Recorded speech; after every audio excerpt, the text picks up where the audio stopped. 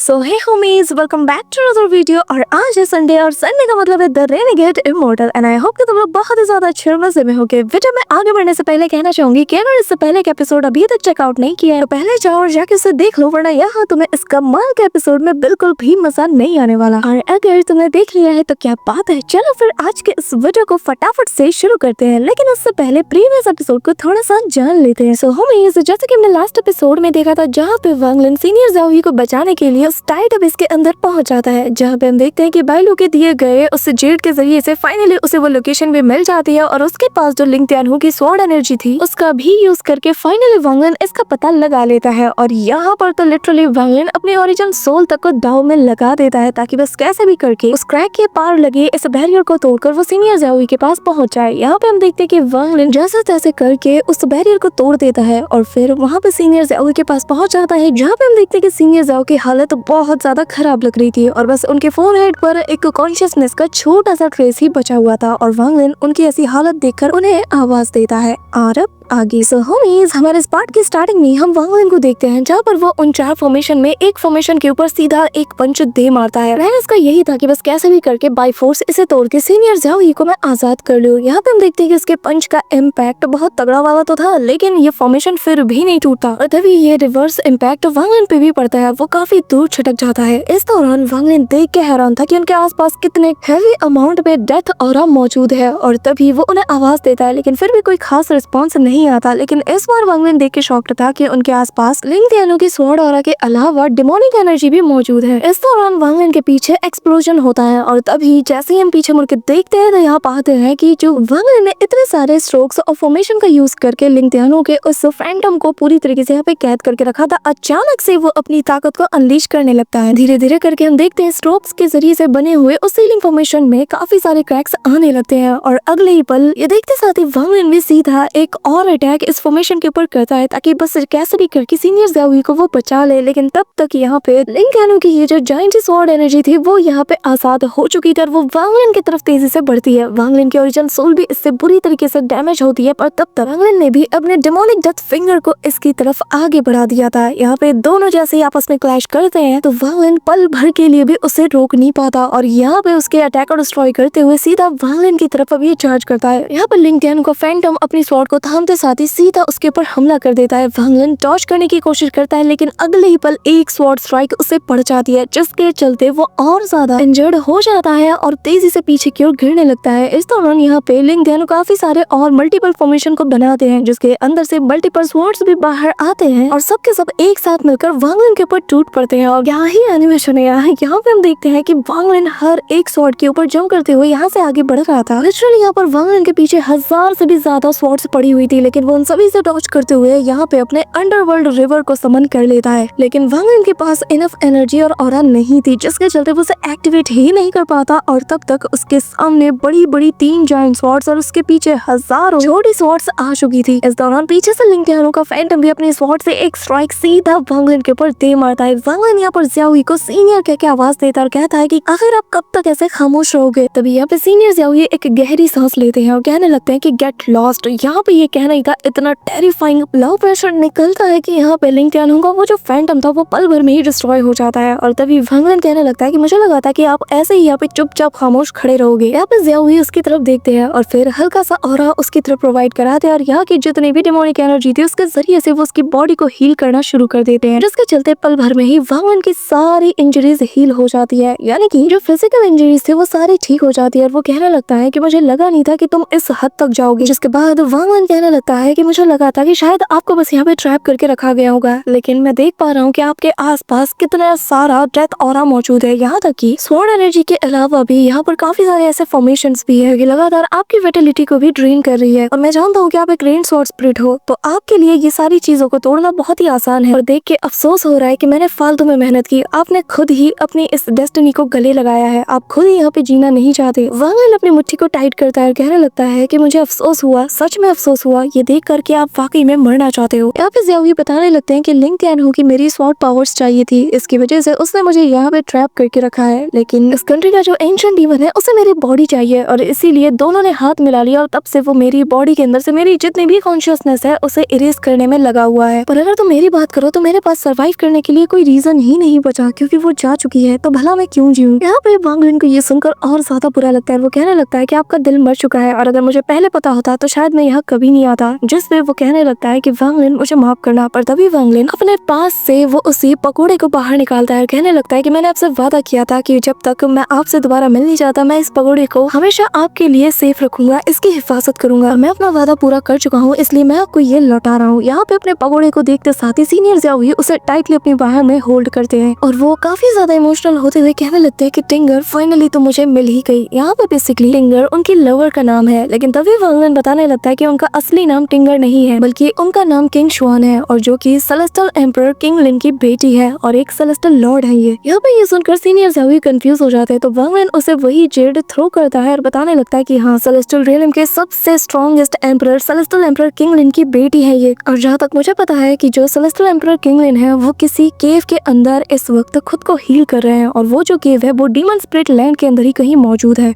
यहाँ पे हम देखते हैं कि जो सीनियर ज़ियाओ है उसके खुशी का ठिकाना नहीं रहता जब उसे पता चलता है कि सेलेस्टियल एम्परर किंग लिन असल में किंग शुआन के फादर है। तो वो कहने लगते हैं कि वांग लिन, अगर जो तुम कह रहे हो वो सच है और अगर वाकई में वो यहीं पर है तो मुझे पूरा यकीन है कि उसके फादर के पास कोई ना कोई रास्ता जरूर होगा कि जिसके जरिए से वो अपनी बेटी को रिवाइव कर पाए। वांग लिन, मुझे बताओ क्या तुम पक्का श्योर हो कि वो यहीं पे है? जिस पे वांग लिन कहता है कि इसका पता तभी चलेगा जब हम इसकी तह तक पहुंचेंगे। अब यहाँ पे ये सुनना ही था कि तभी सीनियर ज़ियाओ अपनी पावर का यूज करते हैं और तभी अचानक से एक जोरदार एक्सप्लोजन होता है और वो आसपास जितने भी वो जो पर्पल वाइन्स थे उन्हें डिस्ट्रॉय कर देते हैं। जिसके बाद सीनियर ज़ियाओ अपनी स्वॉर्ड को यहाँ पे समन करते हैं और उसके जरिए से यहाँ पर ऊपर की ओर अटैक करते हैं। तो हम देखते हैं कि लिंग तियानहू ने जो 4 फॉर्मेशन लगाए थे अचानक से उनमें से 3 एक बॉल का रूप ले लेते हैं और फिर अगले ही पल वो स्वॉर्ड में कन्वर्ट होते साथ ज़ियाओ की तरफ हमला कर देते हैं, जो देखकर सीनियर ज़ियाओ हंसने लगते हैं। उनकी आंखों में अब किलिंग इंटेंट जागता है और वो कहने लगता है कि तुम्हें नहीं लगता कि मैंने ही अपनी मर्जी से खुद को यहाँ पे कैद किया है? और लिंग तियानहू, क्या तुम्हें वाकई लगता है कि तुम्हारा ये मामूली सा डिवाइन सेंस मुझे रोकने के लायक है? कहते हुए वो अपनी स्वॉर्ड के जरिए से ऐसा तगड़ा वाला स्लैश देते हैं कि लिटरली यहाँ पर सारे फॉर्मेशन स्वॉर्ड अटैक सब को वो डिस्ट्रॉय कर देते हैं। ये पूरी की पूरी जगह ही कोलैप्स होने लगती है। सीनियर ज़ियाओ वांग लिन को लेकर यहाँ से निकलने लगते हैं और तभी जैसे वो लोग उस क्रैक के बाहर आते हैं तो यहाँ पे सीनियर ज़ियाओ वांग लिन से कहने लगते हैं कि मेरी ये जो स्वॉर्ड स्पिरिट बॉडी है ये किसी भी आइटम्स को ज्यादा देर तक अपने पास नहीं रख सकती। तो वांग लिन, मैं चाहता हूँ कि तुम इस पगोड़े को मेरे लिए अपने पास रखो और इसकी हिफाजत करो। वांग लिन इसे अपने पास रख लेता है और ज़ियाओ बताने लगते हैं कि मुझे याद है इस पगोड़े के अंदर 2 सेलेस्टियल स्वॉर्ड्स थी, क्या उनमें से एक तुम्हारे पास है? यहाँ पे ये सुनना ही था कि वांग लिन सेलेस्टियल स्वॉर्ड को बाहर निकालता है जिसके अंदर शू लिग्यू ऐसा स्वॉर्ड स्पिरिट के तौर पे रह रहा था। वो बाहर आते साथ ही यहाँ पे सीनियर ज़ियाओ के सामने माफी मांगने लगता है और कहता है कि प्लीज मुझे माफ कर दीजिए, मुझे पता नहीं था कि ये स्वॉर्ड असल में आपसे बिलोंग करती है। मैं तो बस मेरा ये जो मास्टर है इसके दिए गए ऑर्डर के अनुसार ही काम कर रहा था। प्लीज मुझे माफ कर दीजिए, मेरी कोई गलती नहीं। अगर मेरे बस में होता तो मैं कभी इसे हाथ भी नहीं लगाता, ये तो इसने मुझे फोर्स किया। यहाँ पे ये सुनकर वांग लिन उसे आंखें दिखाता है जो देखकर शू लिग्यू डर जाता है कि तभी यहाँ पे ज़ियाओ इन दोनों की हरकतें देखकर हंसने लगते हैं और वांग लिन से कहने लगते हैं कि यार तुम्हारी ये स्वॉर्ड स्पिरिट तो काफी ज्यादा मजेदार है। और वांग लिन, माफ करना, मैं इसकी डिवाइन एबिलिटीज को फिलहाल के लिए तुम्हें पास नहीं कर सकता, लेकिन हाँ मैं तुम्हारी स्वॉर्ड स्पिरिट को एंशिएंट स्वॉर्ड इंटेंट की जो इनहेरिटेंस है उसे पास डाउन कर सकता हूँ, उसे सीखने के लिए एक मौका दे सकता हूँ। ये सुनकर तो शू लिग्यू एक्साइटेड हो जाता है और वांग लिन भी हाँ में इशारा करता है। इसी के साथ यहाँ पे हम देखते हैं कि जो शू लिग्यू की जो इनहेरिटेंस वाली प्रोसेस है वो चालू हो जाती है और यहाँ पे एंशिएंट स्वॉर्ड इंटेंट वाली सारी इनहेरिटेंस वो उसके अंदर पास डाउन करने लगते हैं और शू लिग्यू के माइंड में ये सारी चीजें सेव हो रही थी, लेकिन उसे खुद ही इन सबको कॉम्प्रिहेंड करना होगा। पर फिलहाल के लिए वो अपनी सारी की सारी जो इनहेरिटेंस है एंशिएंट स्वॉर्ड इंटेंट की वो उससे पास डाउन कर रहे थे। यहाँ पे हम देखते हैं कि शू लिग्यू को एक अलग ही चीज की एनलाइटमेंट हासिल होने लगती है, वो बिल्कुल उसमें खो सा जाता है। और तभी यहाँ पे जो सीनियर ज़ियाओ है वो वांग लिन को बताने लगता है कि वैसे एक बात बताऊं, ये जो स्वॉर्ड स्पिरिट है ना इसका नेचर ही रेबेलियस टाइप का है और मैं दावे के साथ कह सकता हूँ कि बीते सालों में जब से ये तुम्हारे पास है इसने तुम्हें काफी ज्यादा परेशान भी किया होगा। जिस पे वांग लिन चुप हो जाता है, मन में कहता है कि अब मैं क्या ही बताऊं इसकी हरकतें। तभी यहाँ पे सीनियर ज़ियाओ कहने लगते हैं कि चिंता मत करो, फिलहाल के लिए अब तुम्हें इस बात की परेशानी नहीं होगी क्योंकि मैंने इसके स्वॉर्ड सेंस के ऊपर एक सील लगा दिया है। अगर फ्यूचर में कभी इसने तुम्हें धोखा देने की कोशिश की ना तो जो स्वॉर्ड इनहेरिटेंस की जो बैकलैश है वो इंस्टेंटली इसे जान से मार देगी। जिसमें वांग लिन उनका शुक्रिया अदा करता है। तभी वो कहने लगता है कि इतनी जल्दी क्या है और तभी हम देखते हैं कि वो उसके जो सेलेस्टियल स्वॉर्ड है उसके ऊपर से अपना डिवाइन सेंस हटाने लगते हैं, जहाँ पे वो हैंड साइंस बनाते हैं और फिर जो उनके ऊपर जो डिवाइन सेंस लगाया गया था ना उसे कम्प्लीटली वो इरेज कर देते हैं। यानी कि वांग लिन अब इकलौता इस स्वॉर्ड का मालिक है। लेकिन यहाँ पे इसका बैकलैश सीनियर ज़ियाओई को भी पड़ता है, जिसके चलते वांग लिन को उनकी फिक्र होती है, पर वो हंसते हुए कहने लगते हैं कि नहीं मैं ठीक हूँ। और ज़ियाओई उसे वो स्वॉर्ड देते हुए कहने लगते हैं कि आज से ये तलवार इकलौती तुम्हारी हुई और तुम इसके इकलौते मालिक हो। यहाँ तक कि मेरे बाद अगर कोई दूसरा भी स्वॉर्ड स्पिरिट बनता है ना रेन सेलेस्टियल स्वॉर्ड्स के, तो वो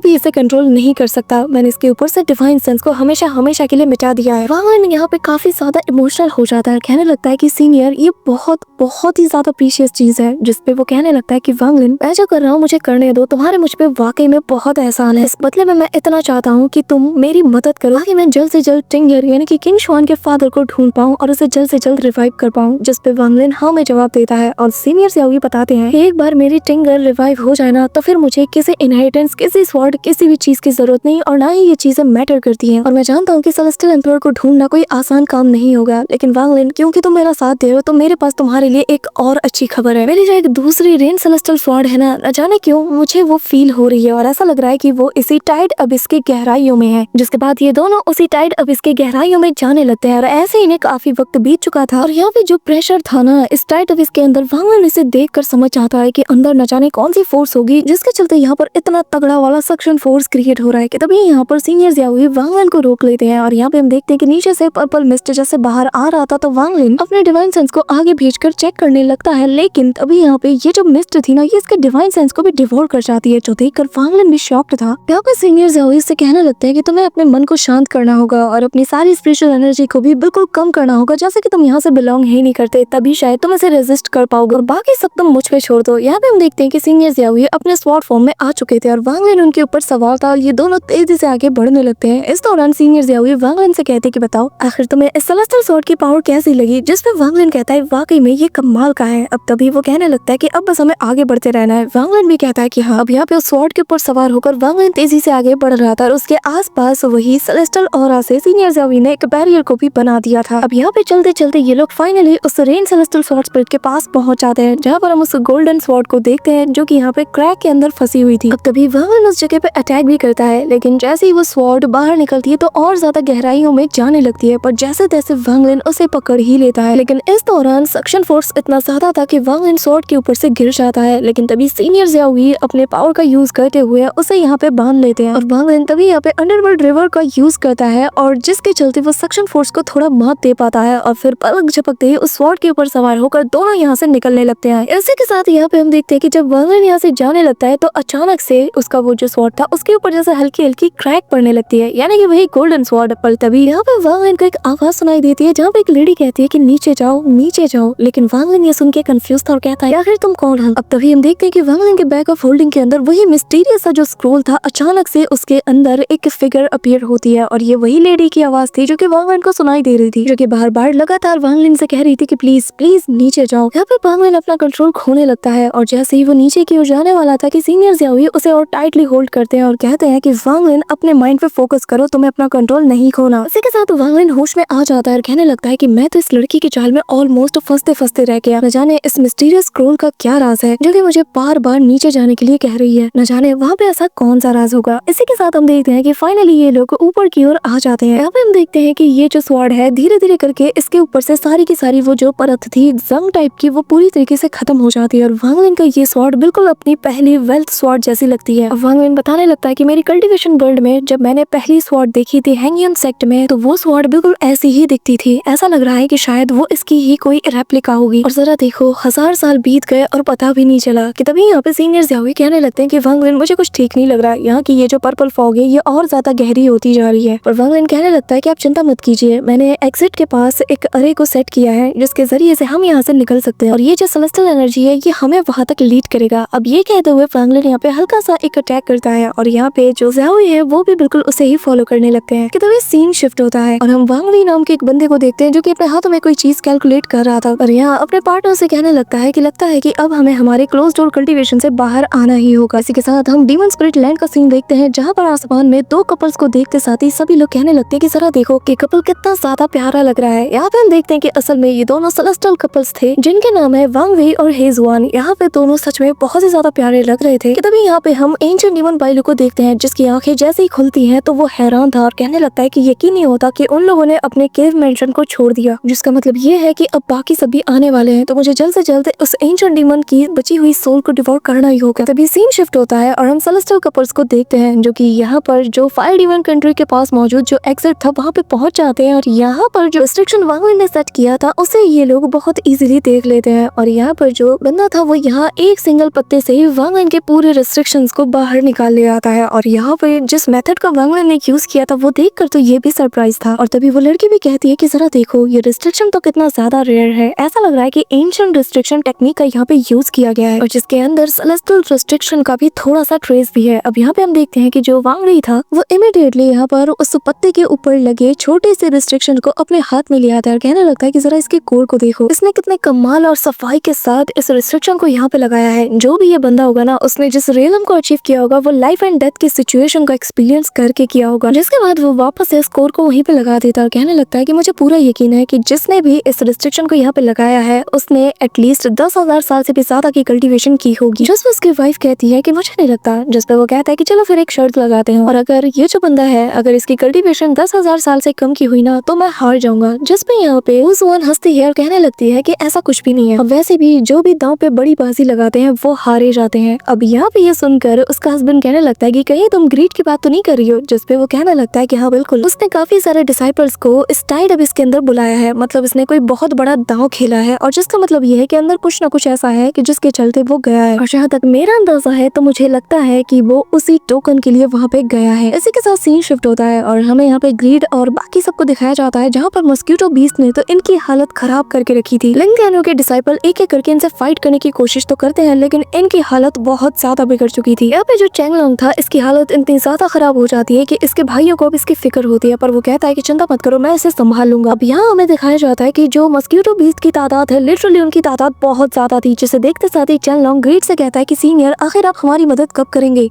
अब यहाँ पे हम ग्रीड को देखते हैं जो कि काफी ज्यादा इंजर्ड लग रहा था और यहाँ पे चेंगलोंग यही पूछ रहा था कि आखिर आपको कितना वक्त लगने वाला है, जिस पे वो कहता है कि मैं तुम्हें बता नहीं सकता और तभी उसके मुंह से काफी सारा खून निकलता है। जिसके बाद वो आगे कहता है कि ये जो मस्क्यूटो बीस्ट है ये काफी ज्यादा खतरनाक है और मैं बहुत बुरी तरीके से इंजर्ड हूँ। ऑर्डिनरी जो पिल्स होते हैं वो मुझे हील नहीं कर सकते जब तक मैं खुद से पीसफुली कल्टिवेट ना करूँ। लेकिन तभी हम देखते हैं कि वो यहाँ पर अपनी ओरिजिन एनर्जी के जरिए से यहाँ पर वो जो बीस्ट था ना जो इनका किंग था उन्हें कंट्रोल कर रहा था और बेसिकली उसके सिर पर काफी सारे नीडल्स लगे हुए थे जिससे कि इसने ही लगाया है, जो कि एक ऐसे टाइप का ट्रेजर है जिसके जरिए से वो फोर्सफुली बीस्ट को कंट्रोल कर सकता है। अब यहाँ पे वो और ज्यादा चीप एक्टिंग करते हुए कहता है कि मुझे लगता है कि मुझे 10-20 साल और लग जाएंगे अपनी इन इंजरीज को हील करने में, वरना मेरी कल्टीवेशन बहुत ज्यादा ड्रॉप हो जाएगी। यहाँ पे हम देखते हैं कि चेंगलोंग जब ये सारी बातें सुनता है तो उसे कहीं ना कहीं उस पर शक होता है। वहीं दूसरी तरफ वांगलिन और जो सीनियर ज़ाओई है वो लोग इसी तरफ बढ़ रहे थे। कभी यहाँ पे वांगलिन का जो मस्क्यूटो बीस्ट है वो न जाने क्यों इस पर्पल मिस्ट से इतना ज्यादा अट्रैक्ट हो जाता है कि वो बाहर आने के लिए जिद करता है। वांगलिन भी इसे निकाल देता है। तभी वांगलिन सीनियर ज़ाओई से पूछता है कि क्या आप अपने डिवाइन सेंस से बता सकते हैं कि आगे क्या है, क्योंकि आपका डिवाइन सेंस इस मिस्ट को रेजिस्ट कर पाता है। अब ज़ाओई अपने डिवाइन सेंस का यूज करते हुए वांगलिन को बता देने लगता है कि आगे मस्क्यूटो का एक बहुत बड़ा झुंड है और इनके सामने 6 लोगों का ग्रुप है जो कि यहाँ पर इन मस्क्यूटो बीस्ट से फाइट कर रहे हैं और जिनमें से सभी लोग यंग हैं सिवाय एक को छोड़ के, और न जाने क्यों इनका हुलिया मुझे जाना पहचाना सा लग रहा है। कि तभी वांगलिन कहता है कि मैं चाहता हूँ कि आप अपने डिवाइन सेंस को मेरे साथ शेयर करें ताकि मैं देखूं आखिर ये कौन है। अब वांगलिन के साथ जैसे ही सीनियर ज़ाओई अपने डिवाइन सेंस को शेयर करते हैं तो वांगलिन इन्हें देखते साथ ही पहचान जाता है कि ये तो ग्रीड और लिंगलियानो के डिसाइपल्स है, यानी कि डालो स्वॉर्ड सेक्ट के। जिस पे सीनियर ज़ाओई कहने लगते हैं कि अच्छा तो मतलब कि दुश्मन आगे मौजूद है लेकिन हमारे पीछे ये पर्पल मिस्ट है और आगे मस्क्यूटो का झुंड है, तो मुझे नहीं लगता कि बदला लेने के लिए ये बिल्कुल सही मौका है। अब तभी ज़ाओई कहने लगता है कि क्यों ना हम लोग पहले यहाँ से बाहर निकले, लेकिन तभी वांगलिन मन में कहने लगता है कि जहाँ तक मुझे याओ ज़िग्ज़ियो से पता चला है तो सभी लोग यहाँ पर उसी टोकन के लिए गैदर हुए हैं और मुझे पूरा यकीन है कि ग्रीड ने जो डालो स्वॉर्ड सेक्ट के डिसाइपल्स है उन्हें भी इसीलिए गैदर किया है। और वैसे भी हेजू की मेमोरी से भी मुझे ये पता चला था कि उसे भी यहाँ पर बुलाया गया था पर वो यहाँ पे नहीं आ पाया और इस बात को बीते 100 साल से ज्यादा हो चुके हैं, तो ग्रीड सिर्फ टोकन की वजह से यहाँ पर इतना बड़ा दांव खेलेगा। तभी वो सीनियर ज़ाओई से कहने लगता है कि अगर मैं जो सोच रहा हूँ वो सही है तो मुझे लगता है कि ये जो पर्पल मिस्ट है ना ये कहीं ना कहीं उस गोल्डन टोकन से रिलेटेड, और ये टोकन सेलेस्टियल एम्परर के केव तक जाने के लिए हमारे लिए एक चाबी की तरह है। अब यहाँ पे जैसे ही केनलिन का नाम सुनता है ना तो जियाओई कहने लगता है कि मेरी टिंगर का फादर, ठीक है फिर मैं अपनी पूरी जी जान लगा दूंगा और हम दोनों साथ में जाएंगे और हर हाल में इस बात का पता लगाएंगे और उस टोकन को भी हासिल करेंगे। पर तभी वांग लिन कहता है कि सीनियर नहीं, आप यही रुकोगे और मैं अंदर जाऊंगा, बस उसके लिए आपको मेरा थोड़ा सा साथ देना होगा। अब यहाँ पे ये लोग आगे बढ़ते हैं कि तभी यहाँ पे ग्रीड को कुछ फील होता है और वो पीछे पलट के कहने लगता है कि आखिर वहाँ पे कौन है, और तभी वो अपने डिवाइन सेंस को सीधा उसी ओर बढ़ाना शुरू कर देता है। यहाँ पे ऑलरेडी सीनियर जियाओई का डिवाइन सेंस मौजूद था और जैसे ही दोनों का डिवाइन सेंस आपस में टकराता है तो सीनियर जियाओई चिल्लाते हुए कहते हैं कि आखिर तुम्हारी हिम्मत कैसे हुई अपना डिवाइन सेंस मुझ पे भेजने की। यहाँ पे इम्पैक्ट इतना तगड़ा वाला था कि ग्रीड को काफी ज्यादा पेन होता है और अपने डिवाइन सेंस को पीछे कर लेता है कि तभी पर्पल मिस्ट के बीच से यहाँ पे बहुत ही कूल वे में वांग लिन चल के आता है और उसके फेस पर एक डेविलिश सी स्माइल थी। और बेसिकली वांग लिन का मोटा मोटा प्लान यही था कि बस कैसे भी करके डालुआ स्वॉर्ड सेक्ट के ये जो डिसाइपल्स हैं इनको मार के इनके पास से लिंकयानो की जो स्वॉर्ड एनर्जी है जो कि इनका लाइफ सेविंग ट्रेजर है उसे मैं हासिल कर लूं। और इसी मोमेंट पे आज का ये एपिसोड यहीं पे एंड होता है। अब गाइस तुम में से जिनसे भी रहा नहीं जा रहा और इसके आगे क्या है वो जानना है तो हमारे दूसरे चैनल पे हमने इसके नॉवेल्स को भी पूरी प्लेलिस्ट में अपलोड करके रखा है। हाँ, ट्रस्ट में तुम्हें लगेगा ही नहीं कि ये एपिसोड है या नॉवेल्स का। नेक्स्ट पार्ट कर लेंगे, तुम्हें पिन कमेंट में मिल जाएगा तो जाके चेकआउट जरूर कर लेना अगर तुम्हें नॉवेल जानना है। तो that's it for today guys. I hope कि तुम सबको आज की वीडियो काफी ज्यादा पसंद आई होगी। अगर हाँ तो वीडियो को लाइक करना, चैनल पे नए हो तो सब्सक्राइब करना। तो मिलते हैं नेक्स्ट वीडियो में, तब तक के लिए बाय।